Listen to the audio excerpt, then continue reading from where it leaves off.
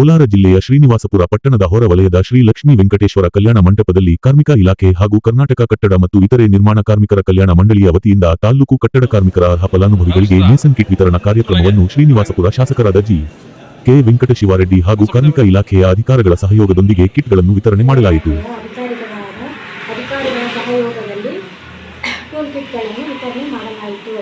ಅದೇ ರೀತಿ ಹಿರಿಯ ನಾಗರಿಕ ನಿರೀಕ್ಷಕರಾದ ಶ್ರೀಮತಿ ಎನ್ ಆಶಾ ರಾಣಿಯವರು ತಾಲೂಕಿನಾದ್ಯಂತ ನೈಜ ಫಲಾನುಭವಿಗಳನ್ನು ಗುರುತಿಸಿ ಕಿಟ್ಗಳನ್ನು ವಿತರಣೆ ಮಾಡಿರುವುದನ್ನು ನಮ್ಮ BMS ತಾಲೂಕು ಸಮಿತಿಯಿಂದ ಅವರನ್ನು ಸ್ವಾಗತಿಸುತ್ತೇವೆ.